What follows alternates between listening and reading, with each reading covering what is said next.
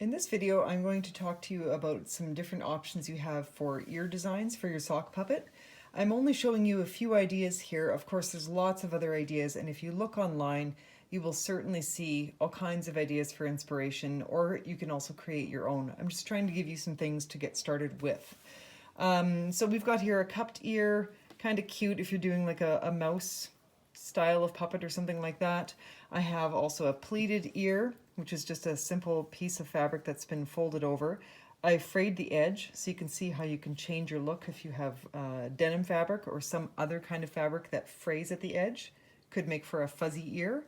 And then my last one I have here is a sponge ear, which I have basically cut and shaped to sort of look ear shaped.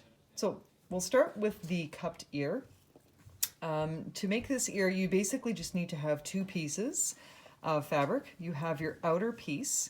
I have chosen to use a felt here. And then you have your inner piece, which is, I've cut up an old terry cloth towel. You can use any combination you want. I would suggest that you use fabric that is sort of stiff and holds its shape nicely. If you use a floppy, thin fabric, it's not going to stick out the way you want it to. So as you can see, I cut out my purple shape first, and make up the shape however you like. Just kind of choose a shape, and then go ahead and cut out your second shape a little bit smaller and place it on the inside. Have the two lining up at the bottom so they touch at the bottom where they're going to attach to the body. And then just simply pick them up and pinch them together to kind of make that cupped shape. Now, it's always nice to hide a knot on the inside if you can. So I've got my needle and thread here. It is knotted at the end. I'm going to start from the inside and I'm going to push my needle to the outside of the fabric. So I'm going through both layers, and then I go ahead and fold it shut, and now you cannot see the knot. I can take it now and hold it this way. This is the easy way to do it. We're doing an overcast stitch here. So remember, overcast is just simply going over the edge from back to front, and you just go ahead and pull your stitch shut like that. And then you can go ahead and do a few more. So back to front, going through all layers, and just pulling it until it's, if it happens to wrap like that, you can just pull it around the edge and get it back so it cooperates with you. And then just going ahead, throwing a few more overcast stitches in there to just sort of close it off. I'm doing this in contrasting colored thread because it's much easier to see. You can choose to use different colors. It really depends how much you have at home. If you have a lot of different colors, if you use a color that blends in, it just looks a little more finished because you don't see the unevenness. But if you only have one spool of thread, just do with what you've got. These are sock puppets. They're not supposed to be professional. It's kind of just a fun, creative project for you. Okay, so we come from one end, going to the other end, pulling it shut, and when you're done, you can just simply tie a knot. Remember, when we tie a knot, we make a loop. We put the needle through the loop from the outside to the inside, and then just pull tight to make a knot. Try to hold it down with your hand if you can to keep it really close to the fabric.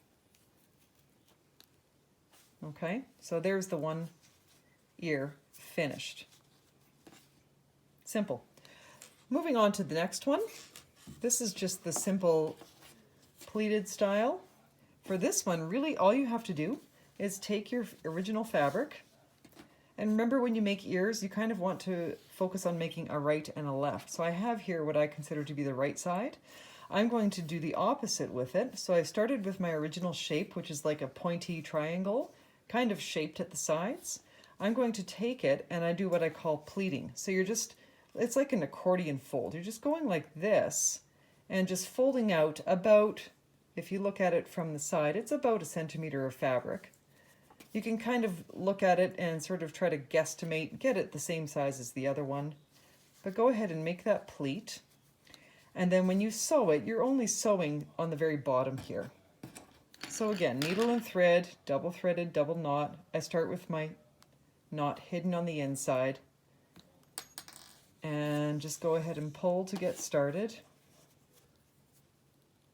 And then just a couple of stitches on either end of the fold. So I'm kind of going from left to right here. So I went from here across to there. I can flip it over now and look on this side.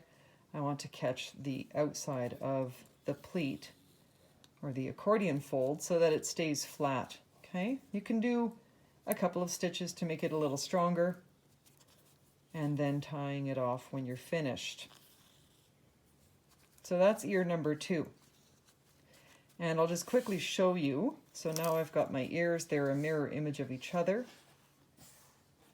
If you want to go ahead and fray, if you have a fabric such as denim, it's great for fraying. Just start pulling on it. Start pulling on the edge and get those little frays to kind of stick up, and you can decide how much you want, how little you want. Denim is great because it'll just keep going as long as you keep pulling on it. So you can make really cute, fringy ears. I could even see these actually being eyelashes. If you wanted to do like a lamb chop style puppet with really long, fluffy eyelashes, if you have any old jeans around that are ready to go into the garbage can, cut them apart, cut yourself that shape. You can sew it directly onto the puppet face and then just fray out the edges so you've got that sort of eyelash shape. Finally,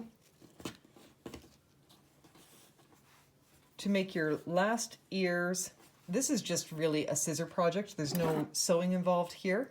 I have made the original ear. I took it and I traced the mirror image of it because, again, I want a left and a right.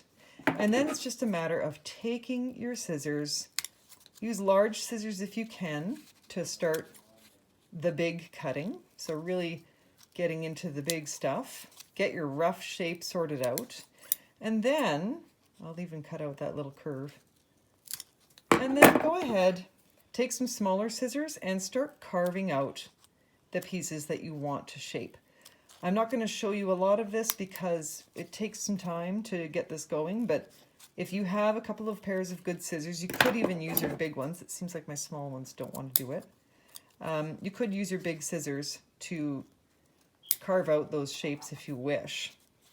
But really just kind of turning it around and looking and shaping until you get roughly the mirror image of the ear you wanted originally. So those are some ideas for ears.